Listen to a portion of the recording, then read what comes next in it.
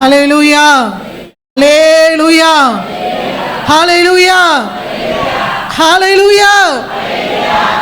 எல்லாரும் உற்சாகமாக இருக்கணும். காலையில் எழுந்து படிக்கிறப்போ பார்த்தீங்கன்னா அதெல்லாம் மனப்பாடம் ஆகிடுமா. காலையில் ஸ்கூலில் எக்ஸாம் எழுதுகிற பிள்ளைங்களை கேட்டால் தெரியும். காலையில் எழுச்சி படிக்கிற படிப்பு மறக்கவே மறக்காது, எல்லாம் அப்படியே ஞாபகம் இருக்கும். அதனால தான் உங்களுக்கு காலையில் ஃபஸ்ட்டு தேவனை ஆராதிக்கும்படியாக வந்திருக்கிறோம். இந்த ஆராதனையில் பாடின பாடல்கள், நீங்கள் கர்த்தரோடு இசைந்திருந்தது எல்லாம் ஓகே. ஆனால் தேவ வார்த்தைக்கு நம்ம முக்கியத்துவம் கொடுக்கணும். இந்த வார்த்தை தான் நம்முடைய ஆத்துமாவை உயிர்ப்பிக்கிறதா இருக்கிறது. வானமும் பூமியும் ஒளிந்து போனாலும் கர்த்தருடைய வார்த்தை ஒரு நாளும் மாறாத ஒரு வார்த்தை, ஒழியாத ஒரு வார்த்தை, அழியாத ஒரு வார்த்தை. அந்த வார்த்தை உங்களை நோக்கி வரும்போது அதை நீங்கள் ஏற்றுக்கொள்ளும் போது உங்கள் வாழ்க்கையும் அழியாததாக, மாறாததாக, வல்லமை உள்ளதாக, செழிப்பு உள்ளதாக தேவன் மாற்ற வல்லமை உள்ளவராக இருக்கிறார். ஹல்லேலூயா. இந்த நாளில கூட நம் வாசிக்கப்பட்ட தானியேலின் புத்தகம் 1ஆம் அதிகாரம் 3வது வசனத்தில் அங்கே சொல்லப்பட்டு இருக்கிறது. அந்த 3வது வசனத்தின் கடைசி பகுதியில், ராஜாவின் அரண்மனையிலே சேவிக்க திறமை உள்ளவர்களும் ஆகிய சில வாலிபர்களை கொண்டு வரவும். திறமை உள்ள வாலிபர்களை கொண்டு வந்திருக்கிறாங்க. எதற்காக? ராஜ அரண்மனையில் ராஜாவை சேவிப்பதற்காக. இந்த நாளில கூட நம்முடைய இயேசு ராஜாவை சேவிப்பதற்காக, அவரை தொழுது கொள்ளும்படியாக சில வாலிபர்களை கொண்டு வந்தது போல இங்கேயும் நம்மை தேவன் கொண்டு வந்திருக்கிறார், நம்மை கூட்டி சேர்த்திருக்கிறார். யாருன்னு சொன்னா திறமையுள்ள வாலிபர்கள் என்று சொல்லப்பட்டிருக்கிறது. இந்த நாளில கூட கர்த்தருக்குள் திறமை உள்ளவர்களை தேவன் எப்படியெல்லாம் நடத்தினார் என்பதை குறித்து இன்றைக்கு வாசிக்க போகிறோம், கேட்க போகிறோம். நிறைய திறமைகள் உலகத்தில் காணப்படுகிறது. சின்ன குழந்தைகள்லேருந்து பெரியவங்க வரைக்கும் நம்ம குழந்தைங்கள பெரியவங்களை அவங்கள பார்த்த உடனே என்ன திறமை, என்ன ஒரு புத்திசாலித்தனம், எத்தனை அறிவு அப்படின்னு சொல்லி குழந்தைங்களை நம்ம கொஞ்சிறதை பார்க்க முடியும். குழந்தைங்க அவங்க நடந்துக்கிற விதத்தை பார்த்த உடனே ரொம்ப சந்தோஷப்படுவோம். அதே போல தான் தேவனும் திறமை உள்ளவர்களுக்கு முக்கியத்துவம் கொடுக்கிறார். உலக பிரகாரமான திறமை மாத்திரமல்ல, ஆவிக்குரிய ஜீவியத்திலையும் திறம் படைத்தவர்களாக, திறமை உள்ளவர்களாக தேவன் நம்மை பார்க்கிறார். ஒவ்வொரு மனுஷனையும் இந்த உலகத்தில் குறை உள்ளவர்களாக அல்ல, ஒரு சின்ன ஒரு குறைவு இருக்குன்னா அதை ஃபில் பண்ணுறதுக்கு ஒரு சூப்பரான நல்ல திறமைகளை கொடுத்து அவர்களை அதை கம்ப்ளீட் பண்ணிடுறார். நீங்கள் நிறைய பேரை நீங்கள் பார்த்துருப்பீங்க, ஊனமுற்றவர்கள்லாம் இருப்பாங்க. அவங்களுக்குள்ள செம்ம டேலண்ட் இருக்கும், நிறைய புத்திசாலித்தனமாக இருப்பாங்க, ஆனால் நல்லா அழகாக இருப்பாங்க. அவங்கள பார்த்தா ஃபூலிஷ் மாதிரி நடந்துப்பாங்க, முட்டாள்தனமாக நடந்துப்பாங்க. அதான் நல்லா அழகாக இருக்குது. அதான் வேதம் சொல்லுது, சௌந்தரியம் வஞ்சனை உள்ளது, அழகும் வீண், கர்த்தரால் புகழப்படுகிற ஸ்திரியே ஆசீர்வதிக்கப்பட்டவள். ஹல்லேலூயா. இன்னைக்கு நம்ம பார்க்க போகிற ஒரு காரியம் என்னன்னு கேட்டிங்கன்னா, திறமை உள்ள வாலிபர்கள் என்று இங்கே சொல்லப்பட்டிருக்கிற பிரகாரமாக திறமை உள்ளவர்களை கர்த்தர் எப்படியெல்லாம் பயன்படுத்தினார், எப்படியெல்லாம் திறமை உள்ளவர்கள் இருந்திருக்கிறாங்க வேதத்தில். இதை குறித்து ஒரு 5 விதமான காரியங்களை நாம் பார்க்க போகிறோம். முதலாவது, ராஜாவின் அரண்மனையில் சேவிக்கக்கூடிய திறமை உள்ளவர்கள். ராஜாவினிடத்தில் எப்படி பேசணும், எப்படி நடந்து கொள்ளணும். சில பேர் பார்த்தீங்கன்னா ஆஃபீஸில் போயிட்டு நின்று நிறைய மேல் அதிகாரிங்க கிட்ட எப்படி நடந்துக்கணும்னு தெரியாமல் வேலைகளை இழந்து போன வாலிபர்கள் இருக்கிறாங்க. நிறைய ப்ரமோஷன் அதனால் அவங்களுக்கு தடையாயிடும். ஏன்னு கேட்டால் அவங்க மேல் அதிகாரிகளிடத்தில் நம்ம எப்படி நடந்துக்கணும்னு தெரியாத போனதுனால நிறைய ப்ரமோஷன்கள், நிறைய காரியம். சில பேர் சொல்லுவாங்க, அந்த மேல் அதிகாரி என் மேலே ரொம்ப டார்கெட் பண்ணுறாம்மா, நான் எங்கள் மேலே வந்துடக்கூடாதுன்னு சொல்லிட்டு ஏதாவது ஒன்று எனக்கு வேலை கொடுத்து, எனக்கு ப்ரெஷர் கொடுத்து அவனை அந்த இதில் இருந்து என்னை அப்படியே வெளியே கொண்டு வரதுக்காக நிறைய முயற்சிகள் நடக்குது. எங்களுக்காக ஜெபம் பண்ணிக்கங்க, இந்த வேலையை விட்டு என்னை தூக்கணும்னு சொல்லிட்டு நிறைய காரியம் நடந்து கொண்டு இருக்குது, எனக்காக ஜெபம் பண்ணிக்கங்க. நிறைய காரியம் ஜெபத்துக்கு வர்றது உண்டு. இந்த நாளில கூட ராஜ அரண்மனையில் 2 பேர் இருந்திருக்கிறாங்க. அவங்க 2 பேர், நிறைய பேர் இருக்கிறாங்க, அவங்க 2 பேர் மாத்திரம் உங்களுக்கு நான் சொல்ல விரும்புகிறேன். 1 நெகேமியா, 2 எஸ்தர்.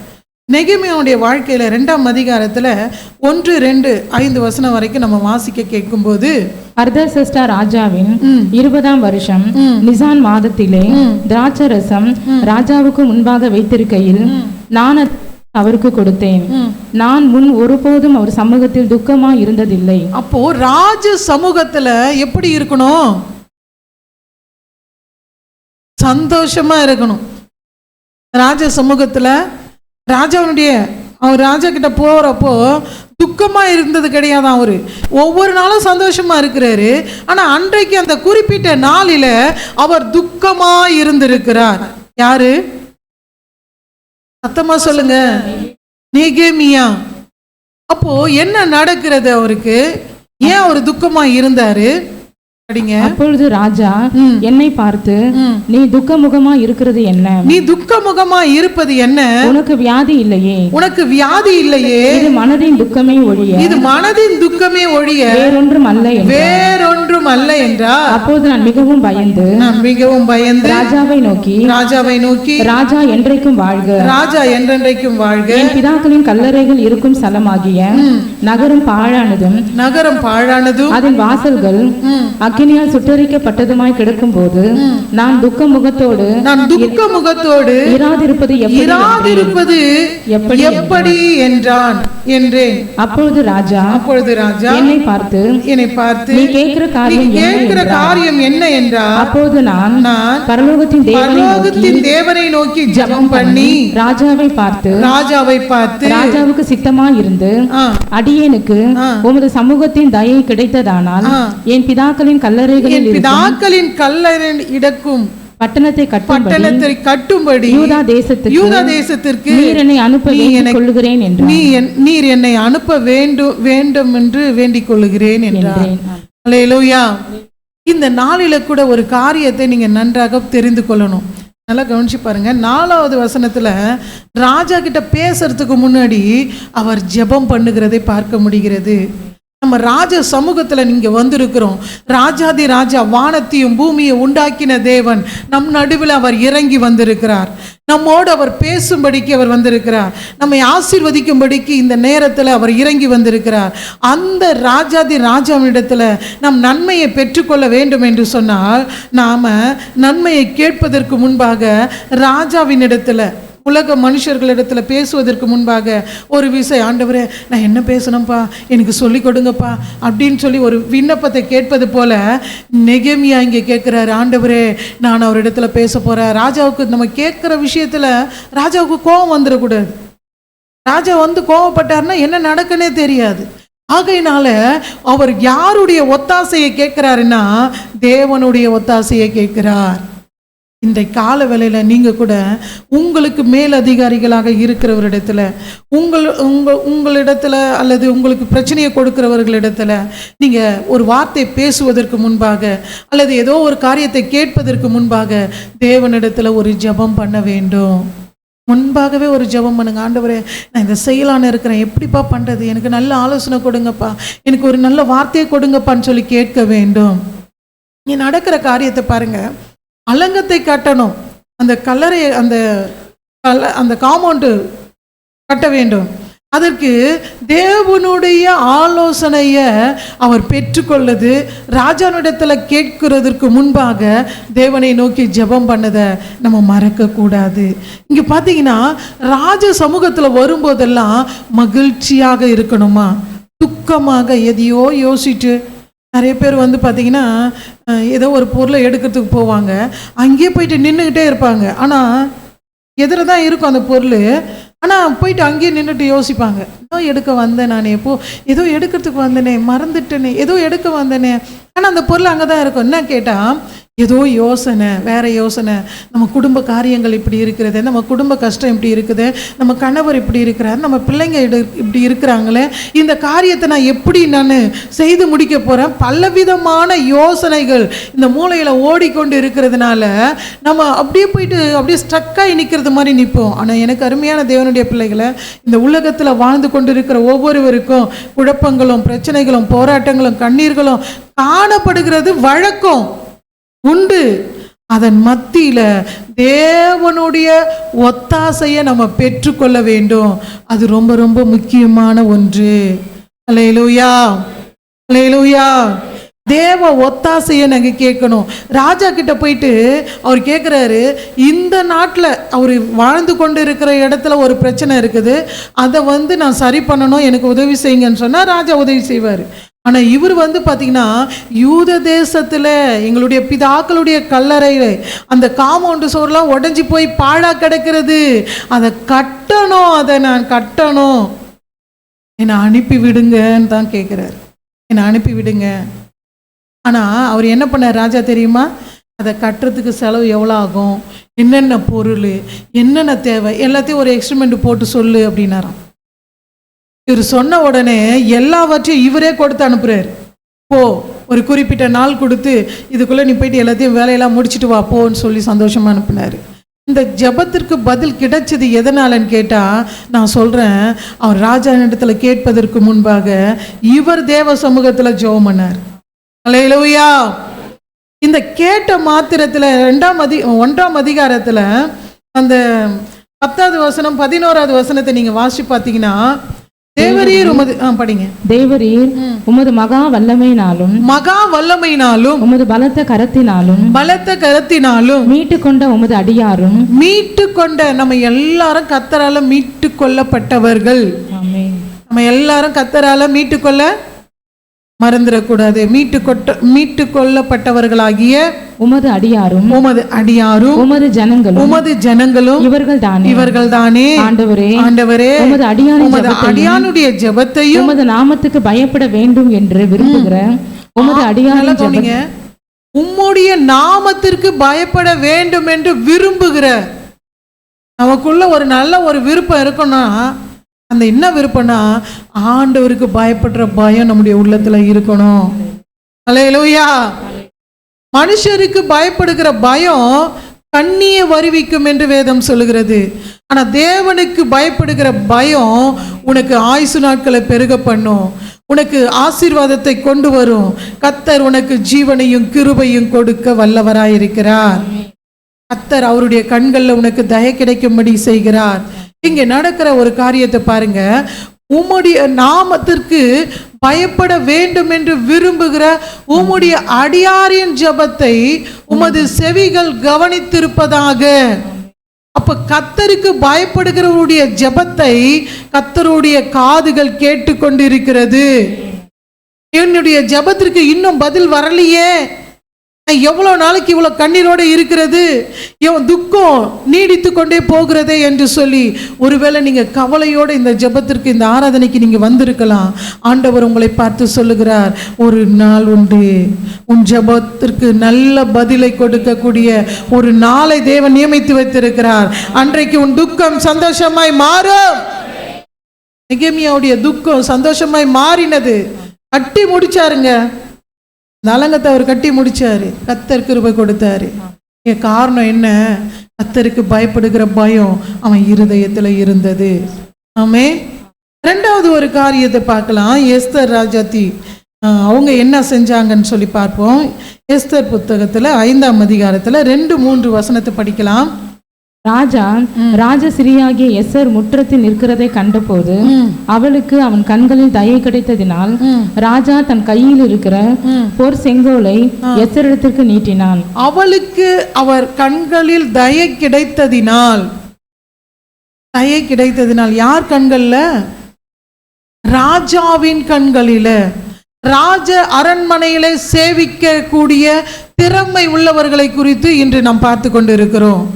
இன்றைக்கு நாமும் ராஜாதி ராஜாவுடைய சமூகத்துல தான் நம்ம வந்திருக்கிறோம். நம்முடைய திறமைகள் எப்படி இருக்கிறது, நம்முடைய தாளந்துகள் எப்படி இருக்கிறது, நமக்கு கொடுக்கப்பட்ட தேவ கிருபைகள் எப்படி இருக்கிறது, எப்படி பயன்படுத்தி கொள்ளுகிறோம் என்பதை இந்த நேரத்தில் நீங்கள் உங்களை நீங்களே ஆராய்ந்து பார்ப்பது அவசியமாயிருக்கிறது. அவளுக்கு ராஜாவின் கண்களில் தயை கிடைத்ததினால் ராஜா தன் கையில் இருக்கிற பொற்செங்கோலை எஸ்தரிடத்திற்கு நீட்டினார். அப்பொழுது எஸ்தர் கிட்ட வந்து செங்கோலை நுனியை தொட்டாள். ராஜா அவளை நோக்கி, எஸ்தர் ராஜாத்தியே, உனக்கு என்ன வேண்டும்? உனக்கு என்ன வேண்டும்? நீ கேட்கிற மன்றாட்டு என்ன? நீ ராஜ்யத்தில் பாதி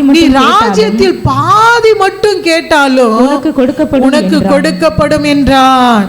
அல்லேலூயா. எல்லாம் கவனிச்சு பாருங்க. ராஜா இடத்துல கேட்கிறப்போ ராஜா சொல்றவர், இந்த 120 நாடுகளை அரசாட்சி செய்யறாரு, பாதி நாடுகளை நீ எடுத்துக்கிறேன்னு கேட்குறீங்களா? உனக்கு தரேன் நான். மன்றாட்டு என்ன? உனக்கு என்ன வேண்டும்? உனக்கு என்ன விரும்புற? என்கிட்ட கேளுன்னு ஆண்டவர் சொல்றாரு.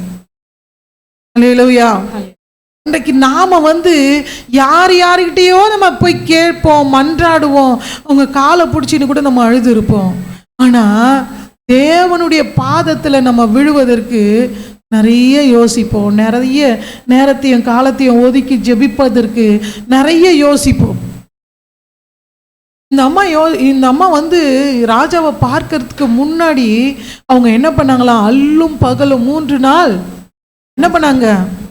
உபவாசம் பண்ணி ஜெபிச்சாங்க. அதுக்கு பிறகுதான் ராஜாவை போய் பார்த்தாங்க. என்ன ஒரு திறமை, என்ன ஒரு புத்திசாலித்தனம். கொஞ்சம் யோசிச்சு பாருங்களேன். நாம் என்ன பண்ணுவோம்? அந்த ஃபூலிஷ் மேன், அதாவது புத்தியீனன் நெடுக்க போயிட்டு தண்டிக்கப்படுகிறான் என்று நீதிமொழிகளில் சொல்லப்பட்டிருக்கிறது. அவன் போயிட்டு நேரடியாக போயிட்டு அவனே மாட்டிக்கினான்ப்பா. அவனை யாருமே விசாரிக்கவே இல்லை. அவனே போய் வாய் கொடுத்து என்ன பண்ணிட்டான்? மாட்டிக்கினா இன்னைக்கு தண்டனை அனுபவிக்கிறான்னு சொல்லுவாங்க. அந்த மாதிரி ஃபூலிஷ் மேனா இல்லை. ஆண்டவர் திறமை உள்ளவர்களாக உங்களை உண்டாக்கி இருக்கிறார். ஆண்டவருடைய சமூகத்தில் வந்திருக்கிற உங்கள் ஒவ்வொருவருக்கும் யாக்கோபில் சொல்லப்பட்டிருக்குது, ஒருவன் ஞானத்தில் குறைவுள்ளவனாய் இருந்தால் சம்பூரணமாய் கொடுக்கிற தேவனிடத்தில் அவன் கேட்க கடவன். வேதம் சொல்லுகிறது பாருங்க, கேளுங்கள் அப்பொழுது உங்களுக்கு கொடுக்கப்படும். எந்த விதமான கேள்வி இங்க பாருங்க. இவங்க 2 பேருமே போயிட்டு ராஜா சமூகத்துல ராஜா கிட்ட பேசுற விஷயம் சாதாரண விஷயம் இல்லை. ஐயா, ஒரு 5 ஏக்கர் இடம் வேணும் ஐயா, எனக்கு கொடுங்க ஐயா. நான் ஒரு பிஸ்னஸ் செய்யணும் ஐயா, ஒரு 10 லட்ச ரூபாய் பணம் வேணும் ஐயா, அதை கொடுங்க ஐயா. ஐயா, நான் என் வீடு கட்டினேன் ஐயா, எனக்கு ஒரு 5 லட்சம் கொஞ்சம் தேவைப்படுது, ஒரு 5 லட்ச ரூபாய் தான் தேவைப்படுது, இதை கொடுங்க ஐயா. ஐயா, எங்கள் வீட்டுக்காருக்கு ஒரு வேலை வாங்கி கொடுங்க ஐயா. இப்படி கேட்க போல அவங்க கேட்க வேண்டிய காரியங்கள் எல்லாம் மிக மிக பெரிய விஷயங்கள், சாதாரண காரியத்துக்குல்ல. என்னுடைய குலமே அழிய போகிறது, அதை மீட்டு எடுக்குவதற்கு நான் என்ன செய்ய வேண்டும் என்று சொல்லி அவங்க 3 நாள் ஜெபம் பண்ணிட்டு அங்கே போய் பேசுகிறாங்க. ஒரு குலமே, அதாவது ஒரு கோத்திரமே அழிய போகுது, அல்லது ஒரு நாட்டு மக்களே அழிய போகிறாங்கன்னு வச்சுங்களேன். ஒரு நாட்டு மக்களே அழிய போகிறாங்க ஒரு குறிப்பிட்ட தேதியில். இது சீக்ரெட்டாக இருக்குது. அந்த குறிப்பிட்ட தேதி வரும்போது எல்லாரையும் சங்கரிக்கப்படுவார்கள் என்று சொல்லி ராஜா கிட்ட ஆமான் ஒரு முத்திரை போட்ட ஒரு நிருபத்தை வாங்கி எல்லா நாடுகளுக்கும் அனுப்பி கொண்டு இருக்கிறாங்க. இந்த மாதிரி ஒரு சூழ்நிலையில் அந்த ஜனங்களை பாதுகாக்கும்படிக்கு ராஜாத்தியாகிய எஸ்தர் 3 நாள் உபவாசித்து ஜெபித்தாள். எனக்கு அருமையான தேவனுடைய பிள்ளைகளை, நான் சொல்கிறேன், நம்ம தேசத்திற்காக நம்ம ஜெபிக்கிறோம். அட்லீஸ்ட் நம்ம குடும்பத்தில் உள்ளவர்களையும் ஒருத்தரையும் நம்ம இழந்து போகாதபடிக்கு நீங்கள் உபவாசித்திருந்து ஜெபிங்க. ஒருத்தரையும் இழந்து போகக்கூடாதுங்க. ஆண்டவர் சொல்கிறாரு, நான் எனக்கு தந்தவைகளை ஒருவரையும் நான் இழந்து போகாதபடிக்கு பிதாவினிடத்தில் அவர் வேண்டிக் கொள்கிறாராம். நீர் எனக்கு தந்தவர்களில் ஒருவரையும் நான் இழந்து போகலை. கேட்டின் மகன் கெட்டு ஒழிந்தானே ஒழிய மற்றபடி வேற யாரும் அவன் கெட்டு போகலை. ஆண்டவர் கூட இருந்தவங்க. கேட்டின் மகன் யாரு? அவன் மட்டும்தான் கெட்டு போனான், மற்றபடி யாருமே கெடவில்லை. எல்லாரையும் தேவன் ஆசீர்வதித்து உயர்த்தினார். அவரிடத்துல வருகிற ஒருவரையும் அவர் புறம்பே தள்ளுகிற தேவன் அல்ல. அவரிடத்துல ஏறெடுக்கிற எல்லா ஜெபங்களுக்கும் நிச்சயம் பதில் உண்டு. அது பெரிய காரியமா இருந்தாலும் சிறிய காரியமா இருந்தாலும் தேவனுடைய சமூகத்துக்கு வந்துட்டாலே அதுக்கு நிச்சயம் பதில் உண்டு. உன் நம்பிக்கை வீண் போகாது. அல்லேலூயா. இரண்டாவதாக சங்கீதங்களின் புத்தகம் 78ஆம் சங்கீதம் 72வது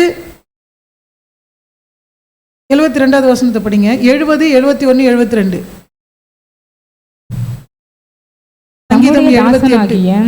தாவீதை தெரிந்து கொண்டு ஆட்டு தொழுவங்களில் இருந்து அவனை எடுத்தார். ஆட்டு தொழுவங்களிலிருந்து அவனை எடுத்தார். கரவலாடுகளின் பின்னாக திரிந்த அவனை, கரவலாடுகளுக்கு பின்னாக திரிந்த அவனை தம்முடைய ஜனமாகிய யாக்கோபையும் தம்முடைய சுதந்திரமாகிய இஸ்ரவேலையும் மேய்ப்பதற்காக அழைத்து கொண்டு வந்தார். இவன் அவர்களை தன் இருதயத்தின் உண்மையின்படியே மேய்த்து. நல்லா கவனிங்க. ஆண்டவர் கொண்டு வந்தார் தாவீதை. எங்க இருந்து? ஆடு மேய்த்து கொண்டிருந்த அவனை, கரவல் ஆடுகளுக்கு பின்னாக போய் கொண்டிருந்த அவனை அவர் கொண்டு வந்தார். எதற்கு? ராஜாவாக அபிஷேகம் பண்ணி அவருடைய ஜனங்களை மேய்ப்பதற்காக. அல்லேலூயா. ஆனா இங்கே சொல்லப்பட்டிருக்கிறது, அவர் எப்படி நடந்து கொண்டாராம்? இவன் அவர்களை தன் இருதயத்தின் உண்மையின்படியே மேய்த்து. இருதயத்தின் உண்மையின்படியே மேய்த்து. தன் கைகளின் திறமையினால். உங்களிடத்துல ஒரு காரியத்தை ஒப்பு கொடுக்கிறார்கள் என்று சொன்னால் நம்முடைய இருதயத்தின் உண்மையின்படியே அந்த காரியத்தை நாம் செய்து முடிக்க வேண்டும். அப்பொழுதுதாங்க அங்க உயர்வை பார்க்க முடியும். நிறைய பேர் இதை வேலை செய்யற இடத்துல நீங்க யாரும் அந்த மாதிரி இருக்க மாட்டீங்க. ஒருவேளை இருப்பீங்கன்னு சொன்னால் அதை சரி பண்ணிக்கொள்ளுங்க. இந்த கட்டட வேலை செய்யறதுக்கு வருவாங்க பாருங்களேன். கீழே இருந்து மேலே கல் எடுத்துன்னு போகணுன்னு வச்சுக்கோங்க. ஒரு மாடியில் கல் எடுத்துன்னு போகணும். அங்கேருந்து எஜமான் வரப்போ ரொம்ப ஸ்பீடாக நடந்து வருவாங்க. கீழே வந்த உடனே ஒரு 2 பேர் 3 பேராக சேர்ந்து பேசின்னு இருப்பாங்க. அப்படியே நின்றுன்னு அப்படியே டைம் சீக்கிரம் போட்டோம் அப்படின்னு சொல்லிட்டு மெதுவாக அப்படியே நடந்து போவாங்க. ஆனால் அதையே அவங்க வேலையாக இருந்ததுன்னு வச்சிங்களேன், அவங்க வீட்டு வேலையோ அவங்க அந்த கட்டட வேலையோ அவங்க வீட்டு வேலையாக இருந்தா என்ன சுறுசுறுப்பாக ஓடுவாங்க. நீ எடு நைட்டோட நைட்டாக அந்த மண் கொட்டி இருப்பாங்க. நைட்டோட நைட்டாக எப்போ அள்ளிட்டு இருப்பாங்க. கீழே பார்த்தா ஒரு மண்ணு கூட இருக்காது, சுத்தமாக இருக்கும். சில பேர் அந்த கலவையெல்லாம் கலந்து என்ன பண்ணுவாங்க, யாருக்கும் தெரியாத அந்த மண்ணில் ஊற்றி மூடி வச்சுட்டு போயிடுவாங்க.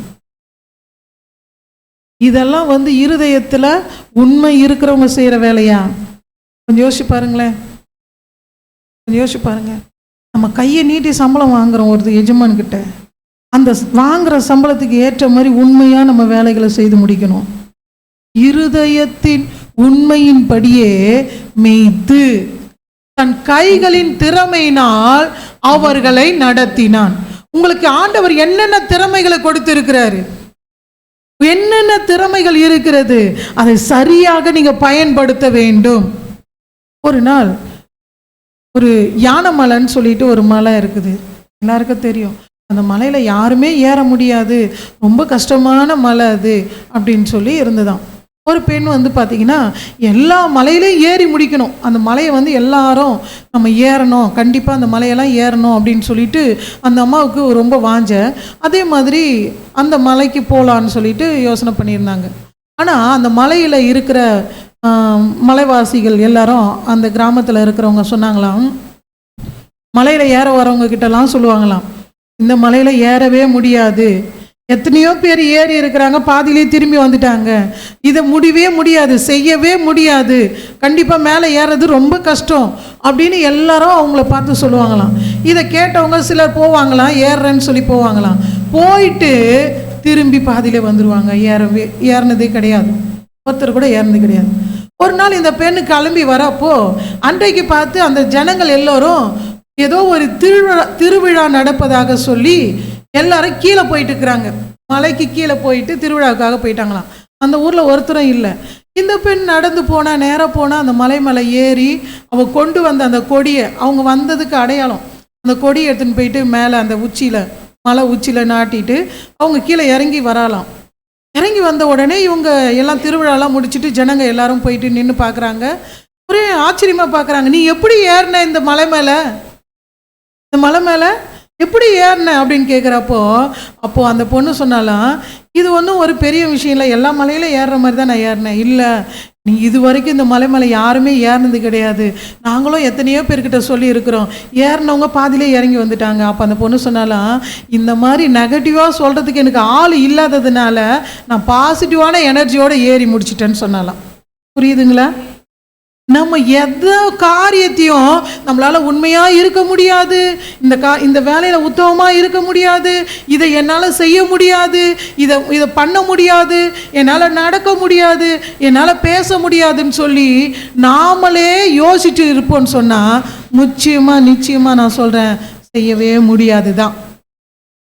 ஆனால் நாம் செய்ய வேண்டிய ஒரு காரியம், ஆண்டவர் என் கூட இருக்கிறாரு, ஆண்டவர் எனக்கு பலத்தை கொடுப்பாரு, நான் இதை செய்ய முடியும், கர்த்தர் என்னோட இருந்தா நான் ஒரு சேனைக்குள்ள பாய முடியும், நான் ஒரு மதிலை தாண்டுவேன், அவர் என்னோட இருக்கிறதுனால.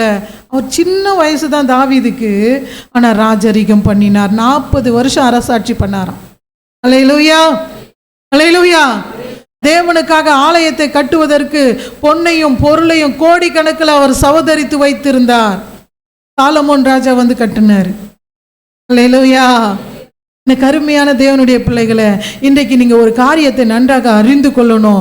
உள்ளத்தில் உண்மையோட, இருதயத்தில் உண்மை உள்ளவர்களாக இருப்பீங்கன்னா உங்கள் கையின் திறமைகளை தேவன் வர்த்திக்க செய்வார், வாய்க்க செய்வார். உங்களுடைய உழைப்புக்கு கனம் கொடுக்கப்படும்.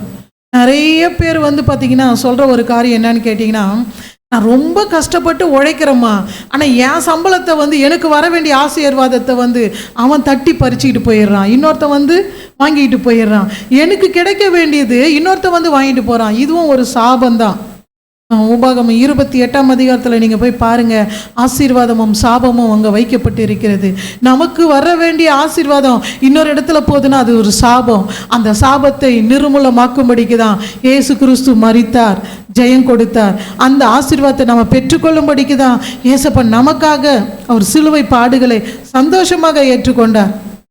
இந்த சாபம் நம்முடைய குடும்பத்தில் இருக்கிறதா, நம்முடைய வேலை ஸ்தலத்தில் காணப்படுகிறதா? இதற்காக நீங்கள் செய்ய வேண்டியது, இருதயத்தில் ஒரு உண்மையாக நான் இருப்பேன் என்று சொல்லி இன்றைக்கு ஒரு நல்ல தீர்மானம் எடுத்துக்கொள்ளுங்க. உங்களுடைய கையின் திறமைகளை கர்த்தர் வாய்க்க பண்ணுவார், ஆசீர்வதிப்பார்.